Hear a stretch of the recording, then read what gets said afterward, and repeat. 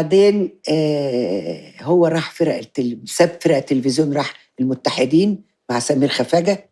اوكي. وانا رحت مسرح الريحاني. يا عيني. كان كل اللي بيبرق شوية كده القطاع الخاص بقى يطلبوا. وده بقى الفلوس بقى ساعتها بقى كانت 50 بقى. ماشي. 50 مش 50 15 جنيه. ماشي كفايه 15 جنيه. بقى. حلو. يعني برضو طبعا. طالعه بقى حلو. تنطيقة. طبعا. واشتغلت مع الست ماري منيب. كنت بعمل مسرحية. المهم قوي انا كنت بعمل بروفات مع الملائم. اوكي. لان الست ماري ما بتجيش طبعا.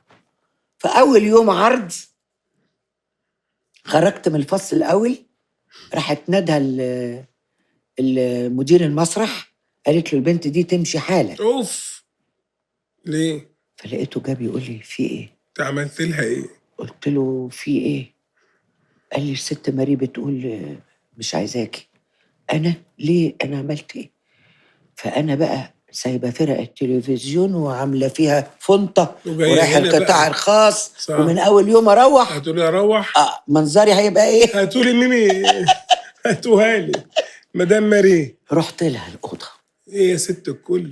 قلت لها يا ست ماري انا سمعت ان حضرتك يعني بتقولي انك مش زعلانه مني او متضايقه مني. خير، انا مستعده امشي بس اعرف السبب. قالت لي انت خيلتيني يا حبيبتي، خيلتيني. انا لما بطلع اقعد على المسرح وابتدي اتكلم واقول عايزه اللي قاعده جنبي دي تاخد وتدي معايا، مش انت رايحه جايه رايحه جايه. انا بعمل ميزونسين بقى. الحركه اللي انا حافظاها من الفرق. الله، طب انا هخش على المسرح افضل قاعده على الكنبه على طول؟ طبعا رحت وجيت قدامها. فقلت لها ده اللي زعلك مني؟ قاعديني قاعده مسمار ودقي عليه وقعديني بس وادوني الخمسينايه. اديني الخمسينايه والنبي ربنا يخليكم. هتمشيني. وكملت بقى اشتغلت وبقيت حباكي.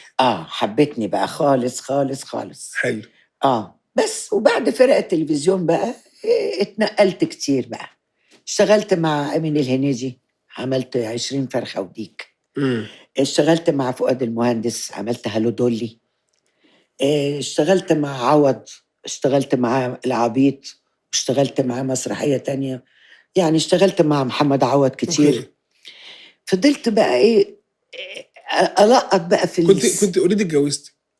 كنت متجوزة وخلاص؟ متجوزة. اوكي. وما كنتش عايزة أخلف في الأول علشان عايزين نكون نفسنا.